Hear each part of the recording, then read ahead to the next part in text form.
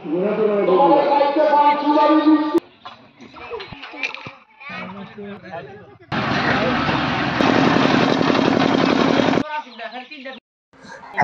বিয়াস, কাছের মানুষ দূরের মানুষ, আজকে আপনাদের জন্য একটি নতুন ভিডিও নিয়ে অনেকদিন পর আপনাদের কাছে হাজির হলাম। কারণ এখানে দেখছেন, দেখলেই বুঝতে পারবেন, আর যদি না বুঝতে পারেন ধৈর্য সহকারে ভিডিওটা পুরোটা দেখতে থাকেন, তাহলে সম্পূর্ণরূপে দেখতে পারবেন এবং বুঝতে পারবেন। এবং জেনে শুনে আপনারা যদি আনন্দিত পান বা আনন্দ উপভোগ হয়, তাহলে অবশ্যই আমার চ্যানেলটাকে লাইক করবেন এবং শেয়ার করবেন। তো সময় না বাড়িয়ে সবটাক বলে ফেলি। এখানে দেখুন একটা টাওয়ার।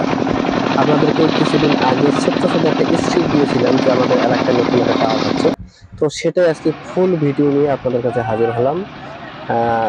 ফার্স্ট থেকে লাস্ট পর্যন্ত আপনারা দেখলেই বুঝতে পারবেন একটি টাওয়ার কতদিন সময় লাগে, কি কি কাজে কি উপযোগী হয় সেটাই। আগে আমরা হয়তোবা একটু নর্মালি নেটওয়ার্কে ছিলাম, এখন একটু ভালো স্পিডে আছি। সেটা আজকে আপনাদের দেখানোর মূল উদ্দেশ্য, এবং যারা জানে না তাদের জন্য। লোকেশনটা হচ্ছে চাপারহাট থেকে টু জার্নি যেতে লতাবর আমতলা মাদ্রাসা সংলগ্ন। সর্বপ্রথম গ্রামীণ টাওয়ারটি উদ্বোধন, তারপর হচ্ছে যে অন্য আদার্স রবি এয়ারটেল বা টেলিটক সম্ভাবনা আছে।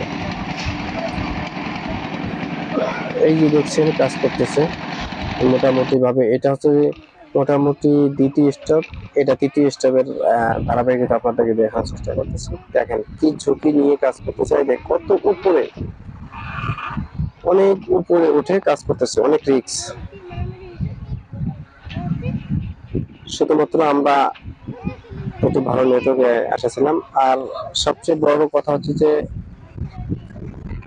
গতকালকে এটা শুভ উদ্বোধন হলো, এবং সেই উদ্বোধন উপলক্ষে আজকে সেই নেটওয়ার্ক দিয়ে আমরা আজকে ভিডিওটা আপলোড দেবো। কেমন স্পিড সেটাও আমরা ট্রাই করবো।